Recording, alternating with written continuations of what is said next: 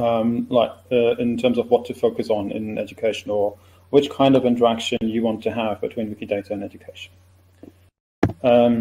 The two main things I want to explore here are digital literacy or data literacy across domains in a domain general way. So that's the kind of thing you would basically hopefully learn at school, because it's essentially useful to everyone. And then the second kind of thing I want to dive in a little bit is domain-specific knowledge or literacy, and how Wikidata can interact with that, how you can contribute to that, how you can learn from it. And within this bullet point, I want to distinguish between two scenarios. One is where the knowledge or literacy is specifically about data science, and the other one is essentially for any particular field. That's where your subtitles could come in, basically. So with that in mind, I hope that you start some process, you have some ideas in mind, some questions, and I will now just give a very brief overview of things that already exist on Wikidata. You will have much more in the current education track at WikidataCon. And then I will transition into a demo where your participation is actually requested, particularly with those things that you have kept in mind as you're starting from the subtitles. Okay, so we have some pages on Wikidata that outline certain things about educational resources. And but it's not entirely clear like what educational resources are there. Like, for instance, the things that have been presented or are being presented today in this track, to what extent can you actually find them on Wiki? Or if not on Wiki, then where can you find them? What's the best mechanism to find them? So that's one set of questions. Next set of question is, to what extent are these different resources used? Each resource has a certain reason why it was created, and it has a certain, let's say, a certain shelf life. It has a certain user community. It has a certain reuse potential, but we don't really always have an easy handle on getting this kind of information. And then, apart from how they're being used, it's also sometimes important, like who is using them, and whether you want to engage with the how or with the who. That's also that's up to you. It might depend on the context. And then also every resource can be improved. Some of them are just let's say specific for a particular context. Think of your subtitle, and you might actually want to adapt it to another context, or you want to maybe make it more specific or more general, or you want to just update it. And we don't really have good mechanisms to coordinate around that. So here's another resource, also on Wikidata, Wikidata Curricula. So that is relevant to my second bullet point here, this domain-specific knowledge and literacy.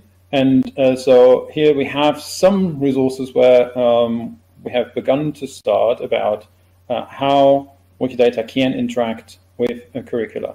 The problem here also has multiple dimensions. So for instance, how can we coordinate around Wikidata-based curriculum development across languages, across jurisdictions, and across knowledge domains? All of these things are challenges in and of themselves, but they do not become easier if we tackle them together. On the other hand, with Wikidata and the global community and the structured data that it is based on, we actually have potentially a very useful tool to make educational tooling and educational resources more findable, and to improve them if they are open for improvement, things like that. And then within this Wikidata curriculum kind of framework, we also have a list of activities that I encourage you to explore and to improve, because that list is essentially quite old already. And here are just some examples. You can, with the things that you have in your head, you can try to engage with those. But what I would like to do next is actually go right into Wikidata and then start from the recent changes stream and see what kind of things exist and how we can engage with them. Whatever we find, we think about it in terms of data literacy or knowledge in a specific domain or something like this. And here I actually encourage you to comment on what we see on the screen, or if you do it on your own machine and you click on something different, that could be interesting as well. The goal would here be to note down certain observations that we have while we do this exercise. And then as a follow-up, I would hope that we can inject some of these observations into future efforts to make the cataloging of education-related resources in or around Wikidata more efficient, basically, so that those who need it can find it, and those who know about it, they can actually more easily point to it so that more people can find and use it. Okay, so with that, let's dive into Wikidata. I will enlarge my screen a bit. So here's the recent changes. You've probably all seen that a few times.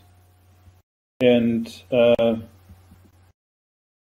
I encourage you to basically give me audio feedback, other than this, that this takes a long time to load. And otherwise, I will just comment on what I see. Okay, so here we have something that. So if you want to learn about Korean alphabet, here we go. We can look at what this is, Hangul Unicode character. You can look at how Unicode works. You can look at how Korean works. And you can think about how this works in HTML if you ever want to use Korean in HTML, those kind of things. Or if you want to understand why many Korean websites don't use actually the Unicode, but they use pictures, where all of this is rendered. And so these are some opportunities that we see right with the first edit. So I'll just stick to that. So here, somebody, the knight who, he's actually on, or they, whatever, they are on a batch doing this kind of thing. So you observe workflows. People are doing things in batches, and they're using a tool here, quick statements. And we could even kind of follow the tool. We can also see here they have annotated this particular thing with what comes next, which Unicode character comes next, and so on. Another thing we see here, Rue Talot, whatever that is. It could be a street somewhere in a French-speaking environment. It's a street, yes. Greek, an image. Language of work or name is Greek. Ah, Talot, okay. Later, Nikosiros.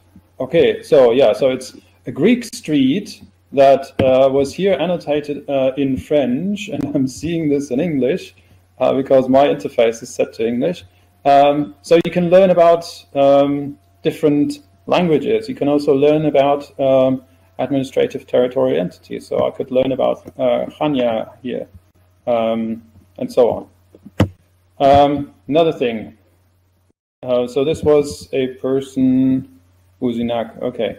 Yeah, of course, we can also, for each of the participants here, we can look at what do they also work on. So let's just pick this one. Yeah.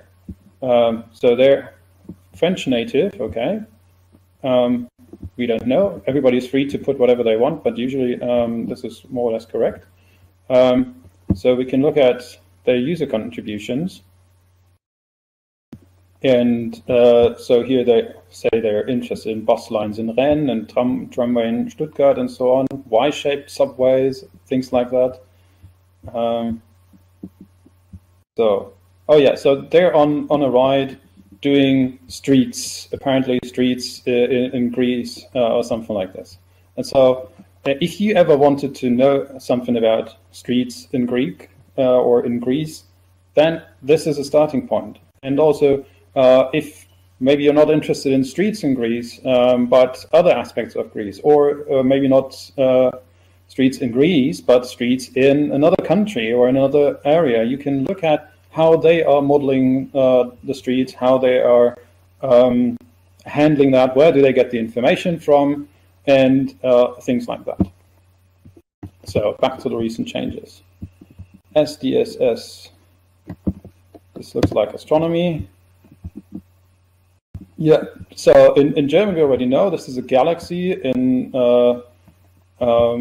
it has this name. English doesn't know that yet. Oh yeah, Dutch has it as well. Sterrenstelsel. Okay. So yeah, you can look at, for instance, what the redshift is. How was it measured? Yeah, here stated in SIMBAD. That's already a problem because SIMBAD is the authoritative resource on the matter, but we don't really know where precisely it was stated. There is no link to it. We can't verify it. So here we can learn something about data quality and workflows, data integration between different databases. If there were a reference, then maybe we could also learn something about how you actually measure uncertainty of these kind of things, and how do you indicate it. Why is there an uncertainty? Why is it this big and not bigger or smaller? So lots of things you could engage around here. Then what's this here? So here we have a scientific article, and it, for instance, does not have a topic annotation. So you could go right in and then annotate it. What's the main subject? Boom, chemical compound. Here we go. And what else? Here is something that, at least in my English interface, doesn't show me anything. Aha, okay, there's a recent redirect. So, for instance, we could check whether the redirect was merited. And that can tell you, again, something about data integration, data quality. Or you can say, okay, I'm more interested in actual tennis, this tennis player. Is this the correct image? Is there a better image? Is there, or what's the evidence that they're actually a citizen of Indonesia? This says it's imported from English Wikipedia. That's not a good source, so you could try to find another source. You go onto the web and look around whether anyone with authority claims that this person is from Indonesia, and so on. According to the timeline, we have like 2-3 minutes left, and I think you get the gist. We could spend a lot of time here and maybe do this in a kind of hackathon or thing like fashion, and after a while we could categorize the things that we have found and then think about how we can bring them back to educational settings, either when we learn for ourselves, or when we want to teach, or when we want to learn together with others, or when we want to provide resources for someone to learn. And so I would like to basically go back now to Venuless and open a discussion, because we don't have much time.